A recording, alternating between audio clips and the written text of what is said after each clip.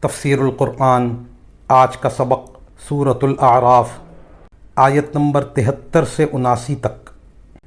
اعوذ باللہ من الشیطان الرجیم، بسم اللہ الرحمن الرحیم۔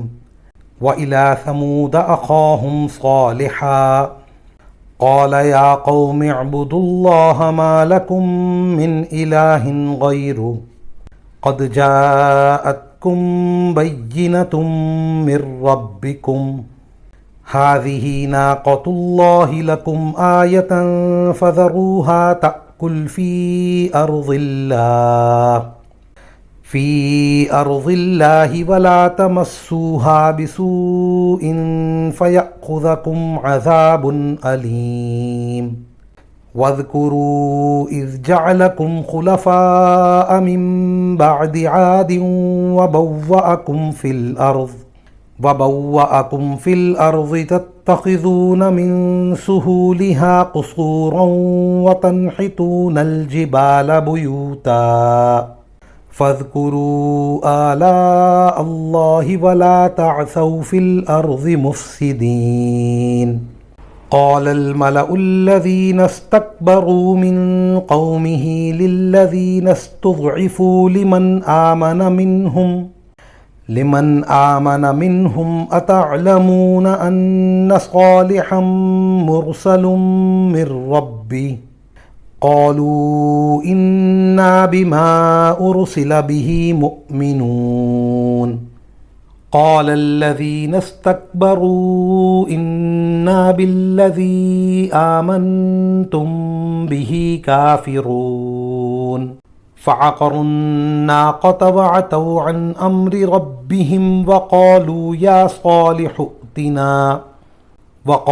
يا صالح ائتنا بما تعدنا إن كنت من المرسلين فأخذتهم الرجفة فأصبحوا في دارهم جاثمين فتولى عنهم وقال يا قوم لقد أبلغتكم رسالة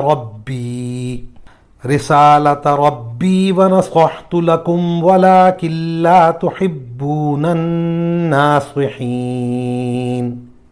ترجمہ۔ اور سمود کی طرف ہم نے ان کے بھائی صالح کو بھیجا۔ انہوں نے کہا، اے میری قوم کے لوگو، اللہ کی عبادت کرو، اس کے سوا تمہارا کوئی معبود نہیں ہے۔ تمہارے پاس تمہارے رب کی طرف سے ایک روشن دلیل آ چکی ہے۔ یہ اللہ کی اونٹنی ہے جو تمہارے لیے ایک نشانی بن کر آئی ہے، اس لیے اس کو آزاد چھوڑ دو کہ وہ اللہ کی زمین میں چرتی پھرے اور اسے کسی برائی کے ارادے سے چھونا بھی نہیں، کہیں ایسا نہ ہو کہ تمہیں ایک دکھ دینے والا عذاب آ پکڑے۔ اور وہ وقت یاد کرو جب اللہ نے تمہیں قوم عاد کے بعد جانشین بنایا اور تمہیں زمین پر اس طرح بسایا کہ تم اس کے ہموار علاقوں میں محل بناتے ہو اور پہاڑوں کو تراش کر گھروں کی شکل دے دیتے ہو، لہٰذا اللہ کی نعمتوں پر دھیان دو اور زمین میں فساد مچاتے نہ پھرو۔ ان کی قوم کے سرداروں نے جو بڑائی کے گھمنڈ میں تھے، ان کمزوروں سے پوچھا جو ایمان لے آئے تھے کہ کیا تمہیں اس بات کا یقین ہے کہ صالح اپنے رب کی طرف سے بھیجے ہوئے پیغمبر ہیں؟ انہوں نے کہا کہ بے شک ہم تو اس پیغام پر پورا ایمان رکھتے ہیں جو ان کے ذریعے بھیجا گیا ہے۔ وہ مغرور لوگ کہنے لگے، جس پیغام پر تم ایمان لائے ہو اس کے تو ہم سب منکر ہیں۔ چنانچہ انہوں نے اونٹنی کو مار ڈالا اور اپنے پروردگار کے حکم سے سرکشی کی اور کہا، صالح اگر تم واقعی ایک پیغمبر ہو تو لے آؤ وہ عذاب جس کی ہمیں دھمکی دیتے ہو۔ نتیجہ یہ ہوا کہ انہیں زلزلے نے آ پکڑا اور وہ اپنے گھر میں اوندھے پڑے رہ گئے۔ اس موقع پر صالح علیہ السلام ان سے منہ موڑ کر چل دیے اور کہنے لگے، اے میری قوم، میں نے تمہیں اپنے رب کا پیغام پہنچایا اور تمہاری خیر خواہی کی، مگر افسوس کہ تم خیر خواہوں کو پسند ہی نہیں کرتے تھے۔ ثمود بھی قوم عاد ہی کی نسل سے پیدا ہوئی تھی اور ظاہر ہے کہ حضرت ہود علیہ السلام اور ان کے مومن ساتھی جو عذاب سے بچ گئے تھے یہ ان کی اولاد تھی۔ اور سمود ان کے دادا کا نام تھا، اس لیے ان کو عاد ثانیہ بھی کہتے ہیں۔ یہ قوم عرب اور شام کے درمیان اس علاقے میں آباد تھی جس کو اس وقت حجر کہا جاتا تھا، اور آج کل اسے مدائن صالح کہتے ہیں۔ اور آج بھی ان کے گھروں اور محلات کے کھنڈر موجود ہیں، اور پہاڑوں سے تراشی ہوئی عمارتوں کے آثار جن کا ذکر ان آیات میں ہے آج بھی وہاں دیکھے جا سکتے ہیں۔ عرب کے مشرکین جب تجارتی سفر پر شام جاتے تو یہ کھنڈر ایک نشان عبرت کے طور پر ان کے راستے میں پڑتے تھے، اور قرآن کریم نے کئی مقامات پر انہیں اس کی طرف توجہ دلائی ہے۔ اس قوم میں بھی رفتہ رفتہ بت پرستی کی بیماری پیدا ہو گئی تھی، اور اس کے نتیجے میں بہت سی عملی خرابیاں پھیل گئی تھیں۔ حضرت صالح علیہ السلام اسی قوم کے ایک فرد تھے جن کو اللہ تعالیٰ نے ان کو راہ راست دکھانے کے لیے پیغمبر بنا کر بھیجا، لیکن یہاں بھی وہی صورت پیش آئی کہ قوم کی اکثریت نے ان کی بات نہیں مانی۔ حضرت صالح علیہ السلام نے جوانی سے بڑھاپے تک مسلسل ان کو تبلیغ جاری رکھی۔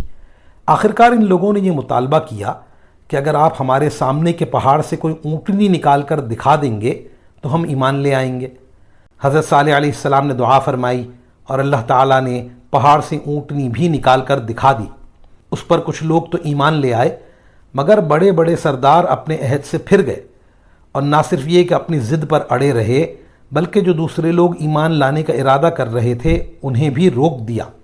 حضرت صالح علیہ السلام کو اندیشہ ہوا کہ ان کی عہد شکنی کی وجہ سے ان پر اللہ کا عذاب آ جائے گا، اس لیے انہوں نے فرمایا کہ کم از کم اللہ تعالیٰ کی پیدا کی ہوئی اس اونٹنی کو تم آزاد چھوڑے رکھو اور اسے کوئی تکلیف نہ پہنچاؤ۔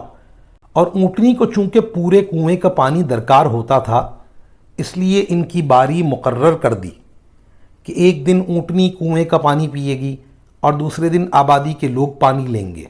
لیکن ہوا یہ کہ قوم کے کچھ لوگوں نے اونٹنی کو مار ڈالنے کا ارادہ کیا، اور آخرکار ایک شخص نے اس کو قتل کر ڈالا۔ اس موقع پر حضرت صالح علیہ السلام نے انہیں متنبہ کیا کہ اب ان کی زندگی کے صرف 3 دن باقی رہ گئے ہیں، جس کے بعد وہ عذاب سے ہلاک کر دیے جائیں گے۔ بعض روایات میں ہے کہ انہوں نے یہ بھی بتا دیا کہ ان 3 دنوں میں سے ہر دن ان کے چہروں کا رنگ بدل جائے گا، یعنی پہلے دن رنگ پیلا، دوسرے دن سرخ، اور تیسرے دن کالا ہو جائے گا۔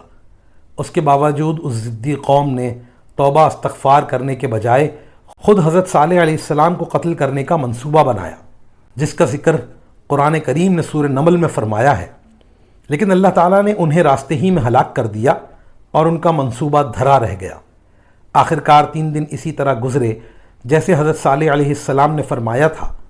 اسی حالت میں شدید زلزلہ آیا اور آسمان سے ایک ہیبت ناک چیخ کی آواز نے ان سب کو ہلاک کر ڈالا۔ وآخر دعوانا ان الحمد للہ رب العالمین۔